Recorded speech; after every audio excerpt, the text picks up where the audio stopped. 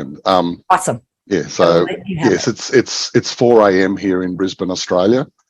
So yeah, it's a little bit early, but that's okay. I don't mind. You look amazing. You look so much better than I look at 4 a.m.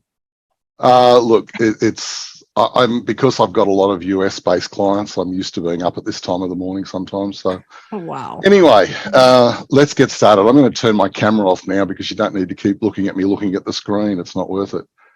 So I'll just stop that video. Oh, actually, yeah, I'll stop the video. Okay, so g'day. I'm Mark Webb, the Aroma Science guy, and today I'm going to be talking about aromatics in medicine, food and beverages, and there'll be a little bit of crossover into some other areas that I work with as well. So my background, why do I call myself the Aroma Science guy? Well, in one of my classes in America many years ago, one of my students compared me to Bill Nye, the science guy, and I said, no, I'm not Bill Nye, I'm Mark Webb, the Aroma Science guy. And so that sort of tag stuck. And I look at all things in the aromatic world, from crop development to harvesting. You can see a picture of me down there in the bottom row of photos with a chainsaw in hand, where I was working in the forest harvesting eucalyptus, or standing in a field of clary sage, or in an extraction facility, a supercritical CO2 extraction facility. I also teach aromatic science, chemistry, pharmacology, toxicology, product formulation, product development. Back in 2000, I wrote the book Bush Scents, Australian Essential Oils and Aromatic Compounds. And then after that, went into teaching for a number of years before moving to Queensland to work in the biotech area developing aromatic medicines. So some of the other pictures that are on this slide are some of the products that I've helped to create, and I'll be talking about a couple of those today. One of the other things that I do as part of my consulting business is I also run courses and I run training all over the world in aromatic chemistry, in CO2 extracts and what they're useful for, in pharmacology, in aromatic medicine, in aromatherapy. I came out of teaching aromatherapy into the aromatic medicine area.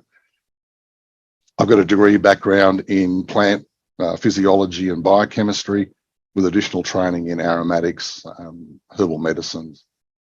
Plus, I'm also a member of the Australian Cosmetic Chemists Association. So I've got a fairly diverse, broad background, and I love traveling and teaching. So what are aromatics? Aromatics is, by one of the dictionary definitions I found, are a substance or plant emitting a pleasant and distinct smell, or they can be an aromatic chemical compound. Now, look, my definition of aromatics is a bit broader than this, because in the world we live in, there are some very pleasant smells, let's say lavender or rose, and there is some very not so pleasant smells.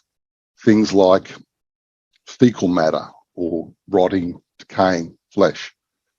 This is important to us because those offensive or negative smells, things that we find revolting, are very important from a survival perspective, as in, don't go near that, it might not be nice, or it might be harmful.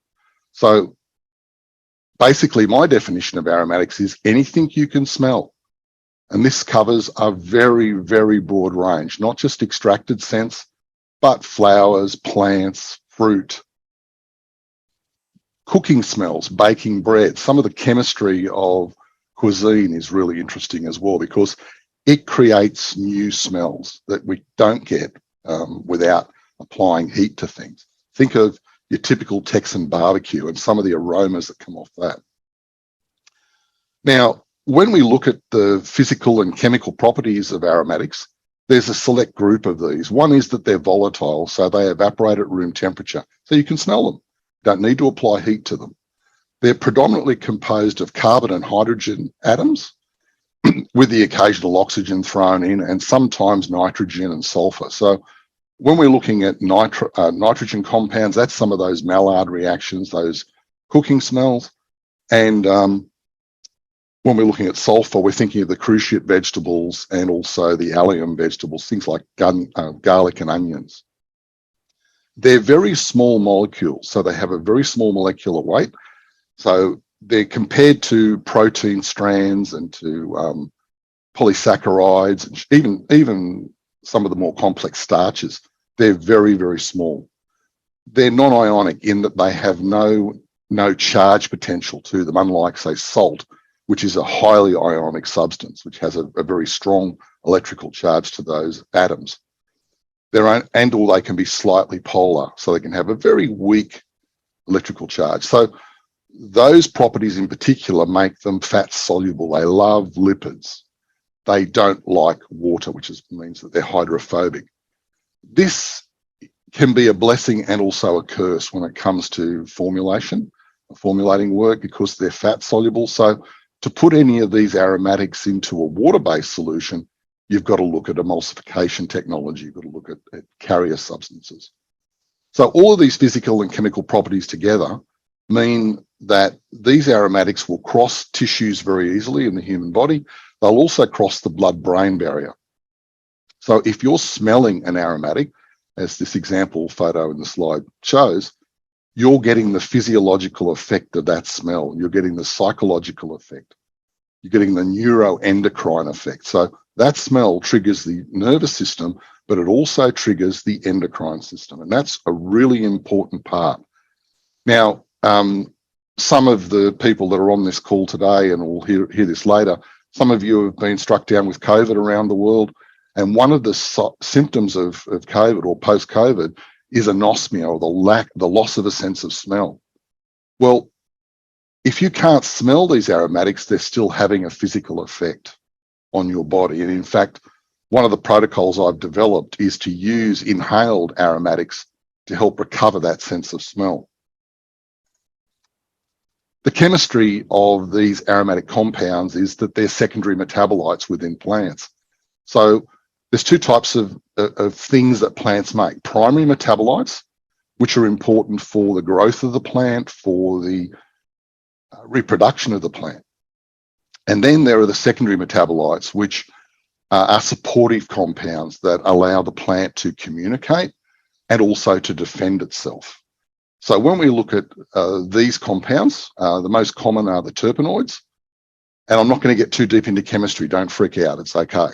It's a fairly simple area. But so terpenoids, you've probably heard, if you've been following the cannabis arena, where they talk about terpenes. Well, terpenes are a subclass of terpenoids. They're a certain type of chemical that are found in plants that have an aroma mostly. They're formed from a 5-carbon chain isoprene unit. And so what plants do is they make these isoprene units like building blocks, and then they put them together in biochemical reactions to form all these other compounds. Phenolics and phenylpropanoids are less common, and they're formed by a different biochemical pathway. And they're formed from an aromatic or a benzene ring. And this is that chemical definition that you saw in the slide earlier on, where you either add an alcohol or a hydroxyl group to the ring, or a methyl ether to form a phenol or an ether, phenylpropanoid. Non-terpenoid aliphatics are even less common, and these are straight chain acrid and green notes you find in citruses and other plants, florals particularly. Cis-3-hexanal, and you're thinking, what is that, Mark? Well, who's grown tomato bushes, or as in the American vernacular, tomato bushes?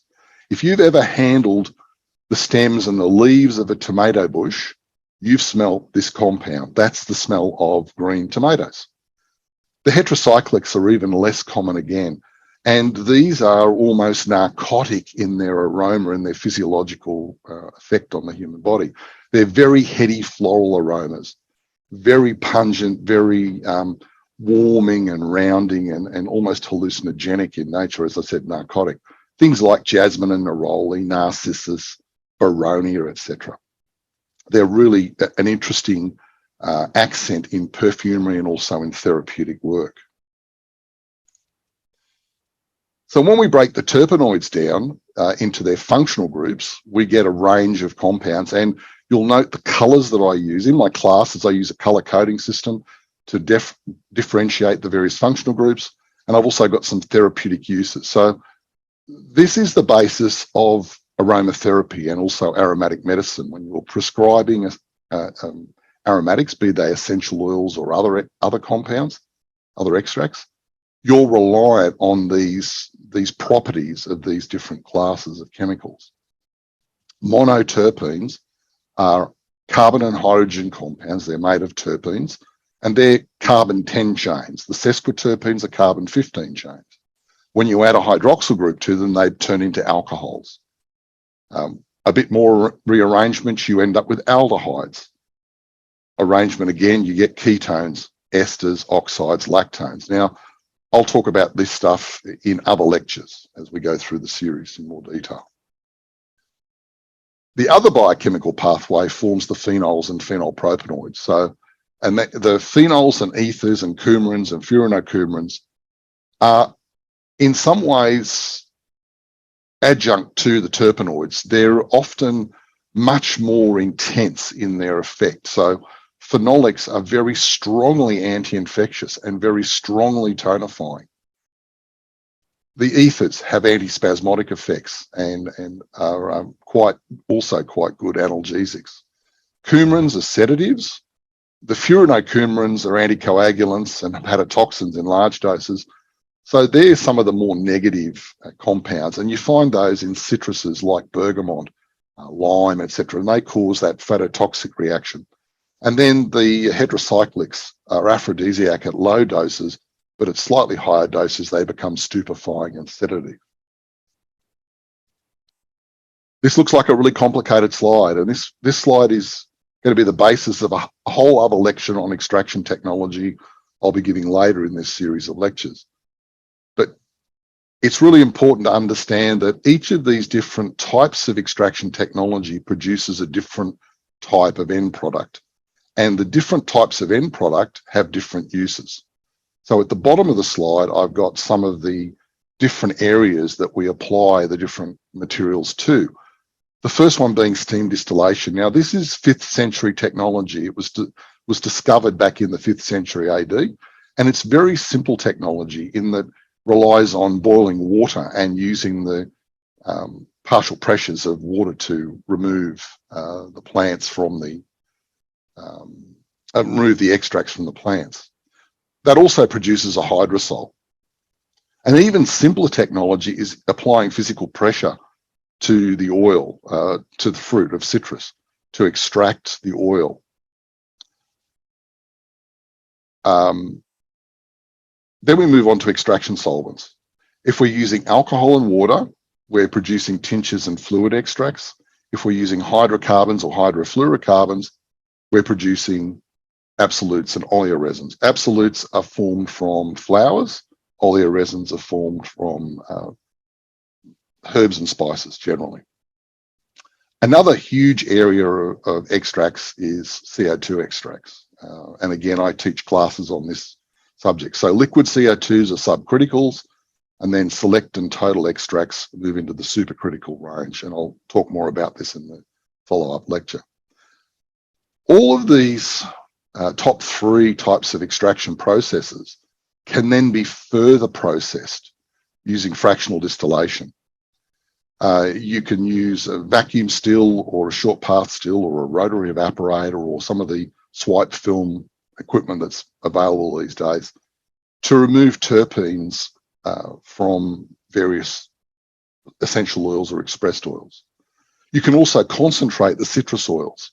So one of the things that is really important in the food and flavoring industry is using concentrated or folded citrus oils. And the process basically uses a vacuum still to pull off the front end D-limonene, which is a major part of many citrus oils, and concentrate up the back end of the aromatic in a way that concentrates its citrusness aroma. So in the case of tenfold orange, it's much more orangey than the expressed oil or the steam distilled oil. Another new area of technology that's available are the fruit extracts. And these are using what's called spin cone technology, where they have spinning cones or stacks of spinning cones within a system under vacuum, and there's an airflow blowing through them, and they evaporate the aromatic out of the juice or out of the fruit extract. This is really exciting new technology in that it allows you to extract aromatic compounds that are not available using other technologies. So think of things like cucumber, the smell and taste of cucumber, or passion fruit, or some of your stone fruits, or apples, for instance. They don't extract well using the previous technologies I mentioned, but this spin cone technology is very good for making these extracts. The takeaway from this slide is that the extraction technology determines the chemistry. The chemistry determines the therapeutic uses and also the uses in formulation, etc. So an example I've got for you here is various extracts of ginger, from the essential oil through the various phases of CO2s, the liquid or the subcritical extract, the select, and then the total extract. So just as a quick overview, the difference between a select CO2 and a total CO2 is that you move from the supercritical point, you move from being a liquid CO2 into the supercritical phase. And at that point, you start to get more and more of the heavier molecular weight compounds. You'll notice by the color differences in these, you can see there's a nice visual effect there showing you the depth of what's involved. Total CO2 extracts contain a lot of the larger molecular weight compounds, and they're more like an oleoresin. Select CO2s are more like an absolute, and liquid CO2s are a little bit more like an essential oil, but you still do get some of those other compounds. In the case of the select CO2, it's about a 50-to-1 concentrate. In the total, it's about a 20-to-1 concentrate. And then the oleoresin is made using the hydrocarbons and then the alcohol recovery process for making oleoresins. Again, I'll go into more detail about this in future lectures. Chemically, the differences between the essential oil and the CO2 is these compounds here, these heavy, pungent, warming compounds that ginger is so well known for, gingerol and shoergol. Now, you don't get these in the essential oil. So ginger essential oil is not hot, is not warming particularly. It does have some of the sesquiterpenes in it, so it has anti-inflammatory effects, but it doesn't have that pungent heat that you get from solvent-extracted oleoresins or from CO2 extracts. I've done quite a bit of formulating using these, and they're really interesting to work with. Again, this will be touched on in later lectures.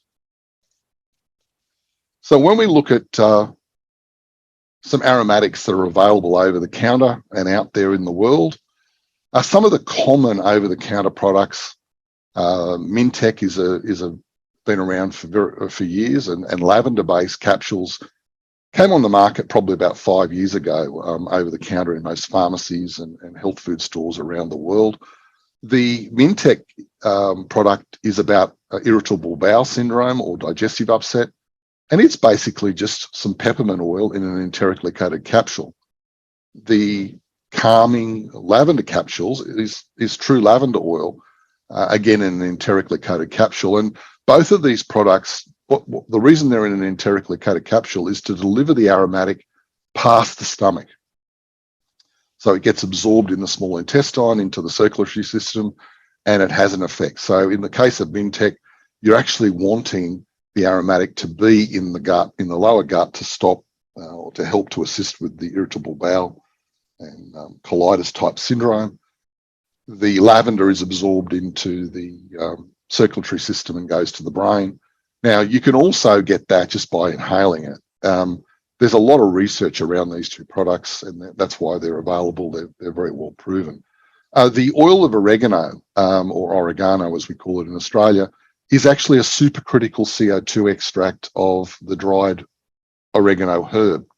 And so whilst it has some of the pungent phenolic compounds you find in the steam distilled oil of oregano, it also contains, for the majority, the antioxidant compounds, the rosmarinic acid, etc., that is found also in other CO2 total extracts like rosemary antioxidant, I'll mention in a minute. So this is a really good immune response product. It's great for gut health, and it's fairly readily available. when we look at the gelimitronol, this is a product that came out of Switzerland, I think it was, and it's based on eucalyptus, sweet orange, myrtle oil, which is where the myrtenol comes from, and lemon oil. Now, this product is for treating COPD, or congestive obstructive pulmonary disease. It's to do with reduction in the capacity in the lungs to be able to breathe, and it's a chronic condition. And so in my aromatic medicine class, I use this as an example product and get my students to formulate their versions of this, see if they can make a better version. And one of the things about aromatic science is that there's a lot of different ways to skin that cat. There's a lot of formulations that will do virtually the same thing, depending on the end client. So one size fits all doesn't always work the best. When we look at the over-the-counter pharmaceutical lines, we find that because of, for a variety of reasons, in many cases, they will use isolated aromatics. In the case of the Vicks vapor inhaler, it's using the isolated ketone camphor, the isolated monoterpenol menthol, methyl salicylate, which is a phenol ether. That's the smell of wintergreen, if you've ever smelt a denka rub or that sort of thing, and Siberian fir oil, which is a pine oil, basically. Now, the reason the pharmaceutical industry and the personal care industry often tends to go with these isolates rather than using essential oils or other extracted aromatics is for product consistency and also for cost. Often these compounds are not naturally derived, they've been synthesized. In the case of the menthol and the methyl salicylate, these have probably been synthesized in this case. The Yuki Bear rub is an Australian product for a chest rub for children. It's in a petroleum base so that it can be applied to the chests of children and act as a reservoir to evaporate those volatiles at night to ease their breathing difficulties. So it contains eucalyptus oil plus the isolate eucalyptol from eucalyptus, which is also known as 1,8-cineol. It has menthol in it and camphor and a rosemary oil as well, or rosemary extract. In the case of the eucalyptus oil and the eucalyptol and the rosemary oil, they're all really 1,8-cineol based. So that's like having eucalyptus, eucalyptus, eucalyptus. So that formulation could be easily simplified. I've made a similar product, which was in one of the first slides I showed you, where I used other Australian aromatic plants to produce a similar sort of product that had a slightly nicer aroma for kids. Another popular method of treatment using aromatics and essential oils is to use a steam vapor inhaler, which is on the bottom left-hand corner of this slide, and where you add some warm water to the vapor inhaler or to a bowl and put a towel over your head. But I prefer the vapor inhaler because it just covers the nose and mouth, and you inhale those enhanced evaporating aromatics like eucalyptus. And eucalyptus oil or eucalyptol is a good expectorant and a good mucolytic. So it helps to clear out that upper respiratory tract really well and very quickly.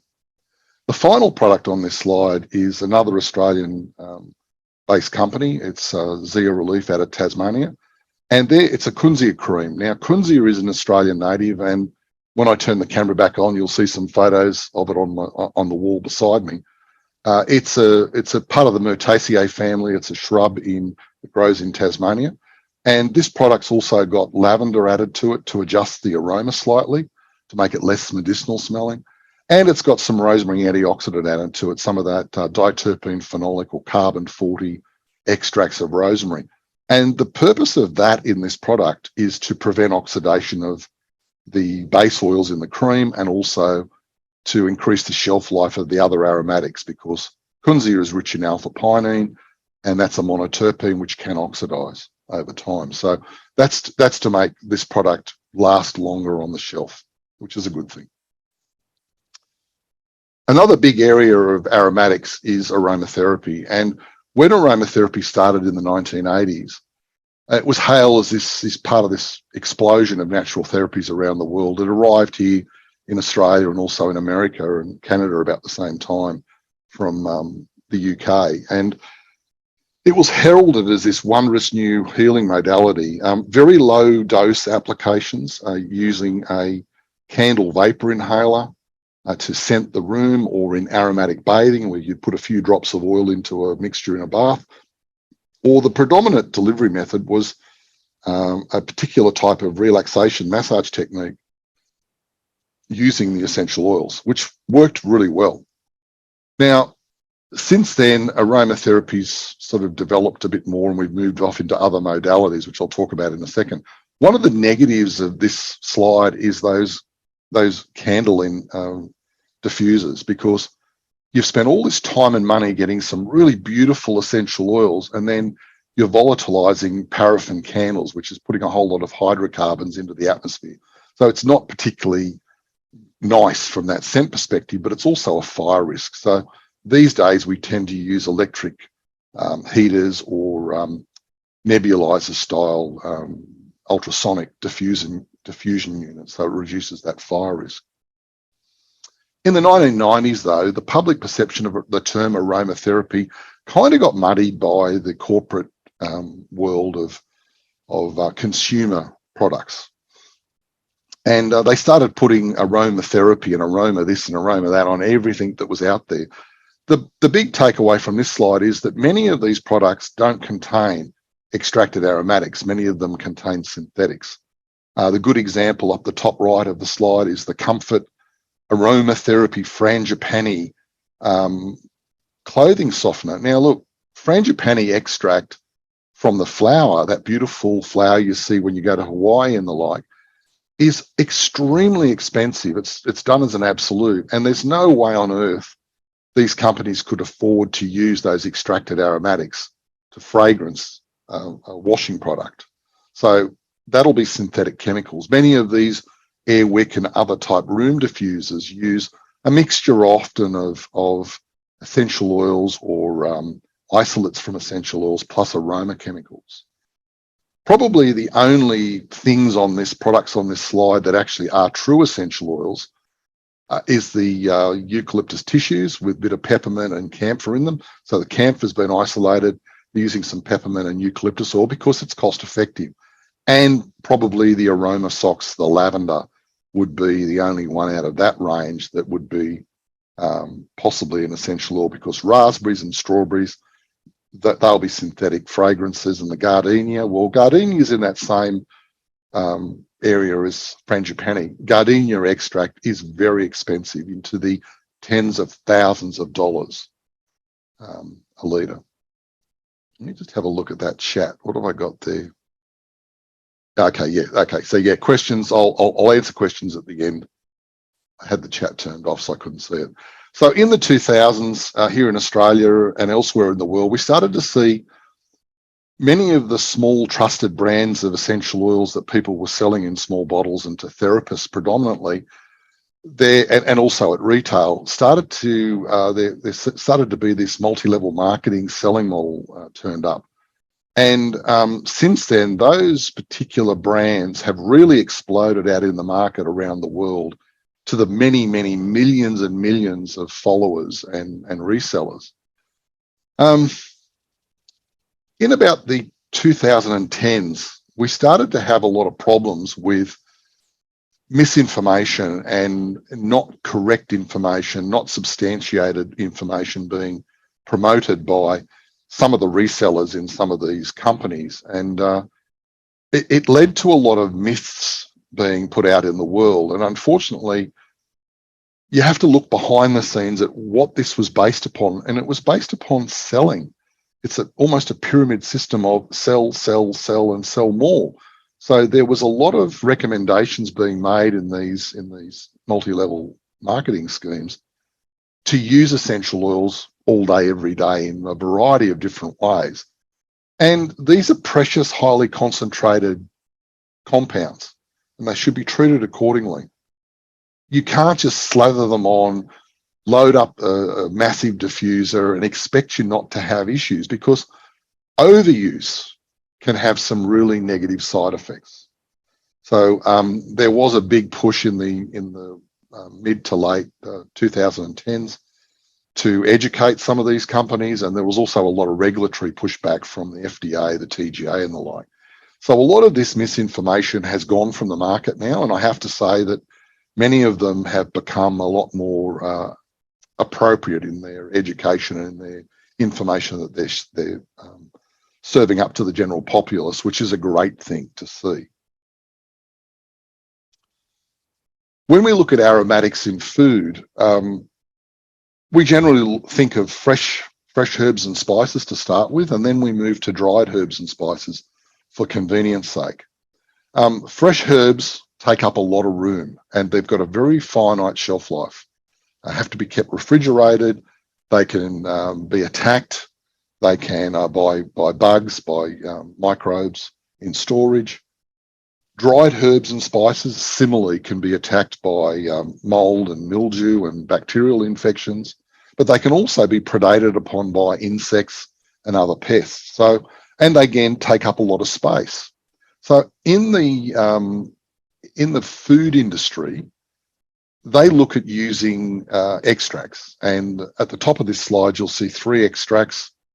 The one on the left here is a sweet capsicum style chili. It's no heat chili. This one is producing an oleoresin, so they use solvent extraction predominantly for its color. You can see that really intense red color. The next one, which has kind of got like a greeny yellow hue, is black pepper oleoresin, and then the final one is a turmeric root oleoresin.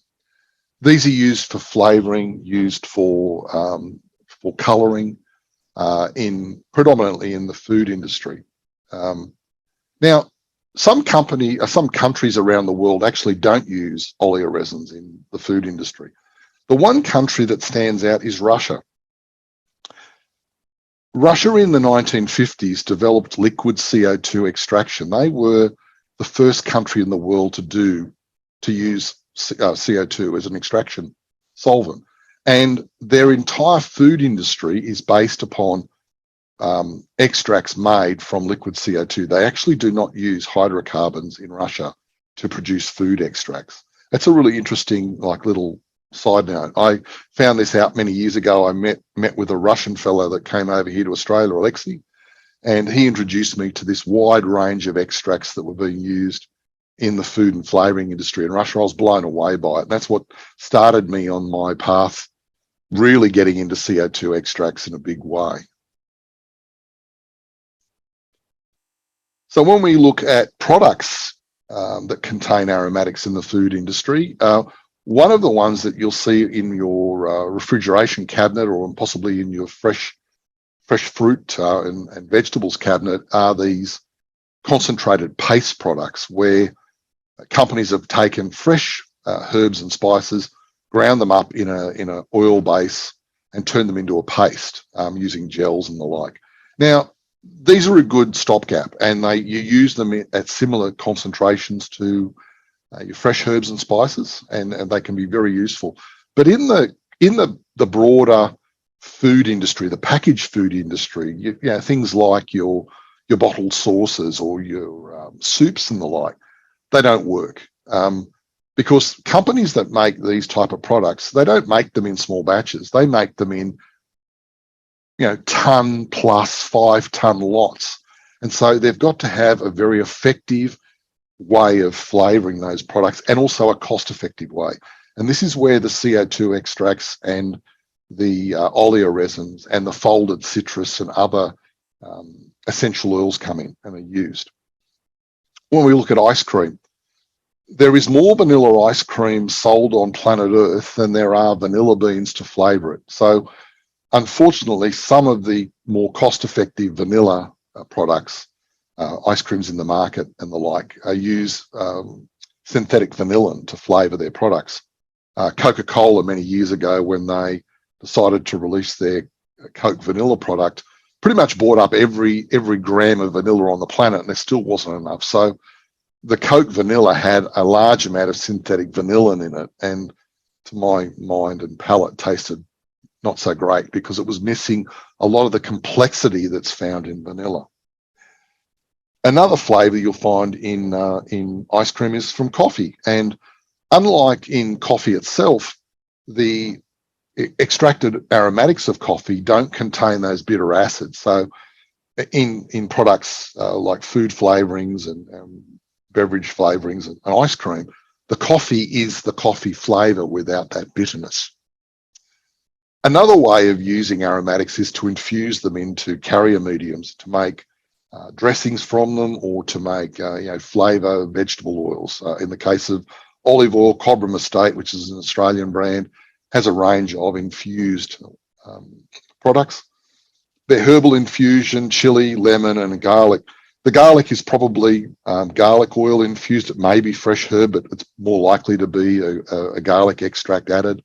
The lemon will definitely be a deterpenated lemon oil. The chili's probably chili olea resin, and the herbs, again, will probably be a mixture of extracted aromatics. And the reason for that is that it keeps the formulation simple and easy. It means you don't have to worry about dealing with plant material that may have water or microbes in it. You can just use the extracted aromatics to flavour large amounts of that olive oil. A couple of other products on this slide. I'm talking about another one of my famous and favourite Australian essential oils, lemon myrtle. So I've got that lemon myrtle gluten-free vegetable dressing, which is a vinaigrette dressing. Some Australian sardines with lemon myrtle oil added to them in extra virgin olive oil to add that lemony, very lemony flavour to them. And Weiss ice confection bars with lemon and coconut with lemon myrtle accented flavouring. A big new area and growing area of what used to be the TV dinner market from the 1950s is the ready-to-eat meal market. And U-Foods is a very well-known brand here in Australia.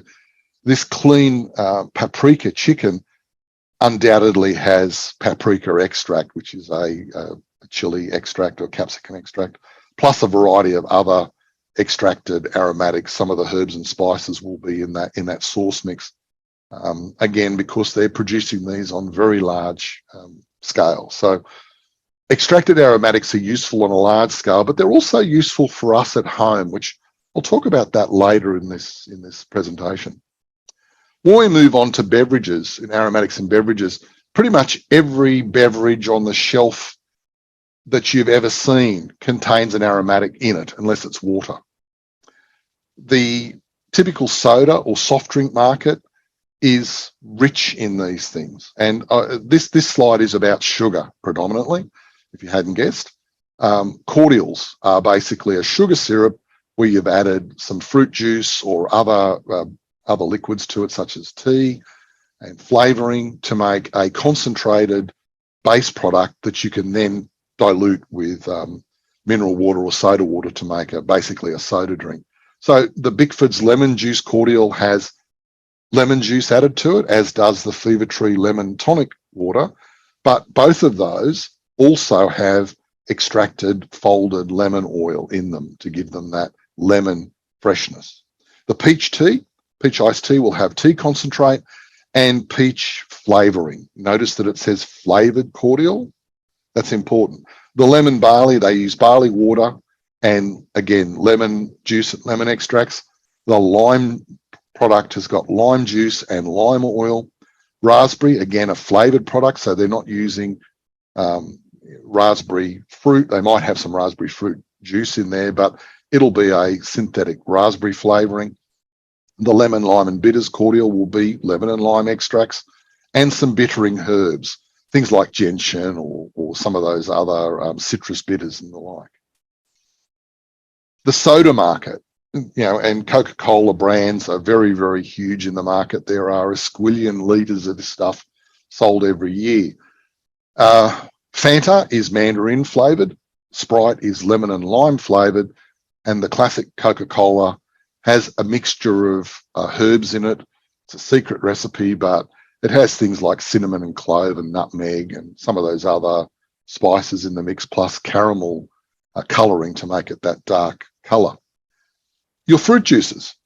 Fruit juices also have added aromatics to them. And the reason for this is because of when you're extracting the juice over a season, at the start of the season, the fruit is very fresh, maybe a little bit underripe, but it's generally fresh juice. And then as the season progresses, or the fruit is picked and put into cold storage, you end up with this end of season fruit taste. If you've ever picked an orange off a tree that's been sitting there the whole season, it's like leftover from last season, and opened it and smelt it, it's got this sort of off aroma. Well, to counteract those aromas in juice, juicing companies will add extracted aromatics, the deterpenated or the folded citrus oils, be it orange or mandarin. And they use emulsification technology to put those extracted aromatics back into the juice. 10 minutes. Hey, I'll be there. I'm done. Moving on. The new area, moving away from sugar-based drinks, are more the fermented products, such as kombuchas. In kombuchas, you do a tea ferment with a SCOBY, which is a mixture of bacteria and yeasts, fungi, and that eats up the sugar and produces a bit of ethanol and some carbon dioxide gas. And then you do a secondary ferment to add your flavoring. Well, you can also add in a lot of the commercial products, and I'm not saying these guys do it, the Synergy brand. You can add extracted aromatics to them as well to give that flavor. The last two products on this slide are two that I created for a local company, the Energy Chai, which contains therapeutic levels of caffeine, guarana, and ginseng to give that focus and clarity as a product. And it's the typical chai combination of aromatics. The golden turmeric elixir is, again, turmeric extracts with ginger and black pepper. And that one has a therapeutic effect of 3 tablespoons of curcumin or of turmeric powder in a 15 ml dose. Both of these, the company terms them as delicious medicines because they're both delicious as a beverage, but they also have therapeutic effects. The biggest area, I think, of aromatic use, aside from soft drinks, is in the alcoholic beverage market.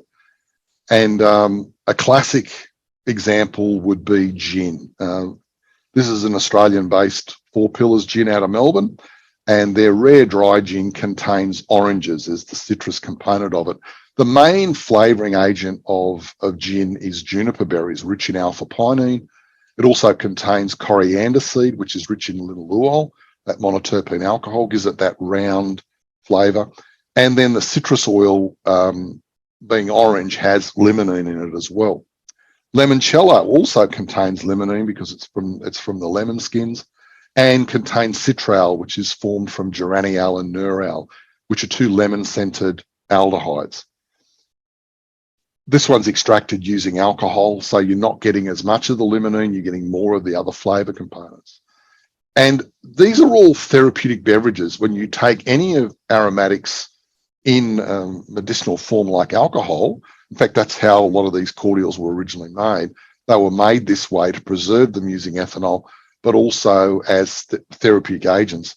Sambuca, or any of your aniseed flavoured liqueurs, like Pernod, etc., contains anethol. And anethol, aside from being an aniseed flavour, is also a great digestive. It's good for helping with an upset stomach. It's good for pre and post meal digestion. So important. Cinnamic aldehyde is from cinnamon, and I've got some examples of it here where we've got a schnapps, a tequila, and some cinnamon loaded bourbons. Again, cinnamon is another one of these aldehydes. It's quite warming and pungent, improves circulation. It's a counter-irritant in the gut. So again, and a great antimicrobial, good for gut health. We're not done with aromatics in beverages yet. So all of your dark spirits, they are dark because they've been barrel aged. And part of the process of firing that oak barrel, as you can see on the right, that's a bourbon barrel, by the way, is that the process of firing that oak creates carbon in the barrel, but also releases the coumarins. The 2 main ones being coumarin, which has a caramelly butterscotch flavour and aroma, and vanillin, which is that vanilla aroma out of the ligands. And so bourbon has to be in virgin barrels, as in one use only. But things like scotches, rums, brandies, and the like can go into pre-use casks. And so depending on what the cask is that you've used. If you're using, say, a post-bourbon barrel, or say a tawny port barrel, it's like a fortified wine barrel, that will add flavour and complexity from the previous resident of the barrel to the new spirit.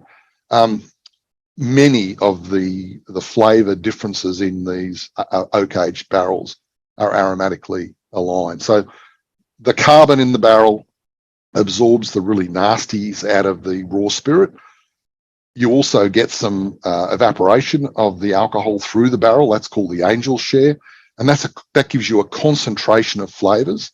And then the enrichment of the cumins, vanillins, and other scents and subtle flavours from the oak, from previous residents of the barrel, add to the complexity of a lot of these dark spirits. A huge new market is the non-alcoholic beverage market. The non-alcoholics that are replacing the alcoholics. And we're seeing brands like Seedlip and Lyra and a plethora of others appearing in the market because people don't want to necessarily consume alcohol every day. And whilst a small amount of ethanol has some appropriate uses, it is also a toxin on the liver. This Sobra product is a First Nations product here in Australia, and they're making use of many of our bush foods. So aniseed myrtle, which is rich in anethol, similar to the sambuca in the previous shot, to flavour some of their beverages, which is a really exciting new area. Now, how do you make these? Well, you can take the alcohol extracted products and using vacuum distillation technology strip out the alcohol, or you can steam distill water and infuse them to make an aromatic water-based product. There are also some other really interesting nano-emulsification technologies to put these flavours into water bases, which is a proprietary kind of thing. So to finish off, I teach a variety of classes around the world, and next year I'm going to be offering 2 new classes, Aromatic Cuisine, Food as Medicine, where I'll basically open up and teach the lay public and therapists and chefs and the like to use these extracted aromatics in cuisine and in beverages to make delicious medicines, to make interesting snacks. So it's a great way of learning to work with aromatics in this culinary space. It's really interesting when I walked into talk to chefs and I'm carrying a little pack of these aromatics, and when they understand what I'm talking about, they go, "Wow, I can get a whole library of smells and tastes in this little tiny series of bottles." The other course I'm bringing out is the ABCs of formulating, working with aromatics, botanicals, and cannabinoids. This is a 2-day advanced class. It's following on from some of my other work that I've done in the aromatic space. I also am doing a lot of work in the cannabinoid space, working in that area as well, to really work together to bring a lot of these extracted aromatics and botanicals in the CO2 and other spaces in with cannabinoids to produce highly effective therapeutic products and also delicious medicines. If you want to follow me, I'm on all these socials. Reach out. I will be putting up information about these classes, as well as that I'll be hopefully speaking at the conference next year. So you will definitely be speaking at the conference next year.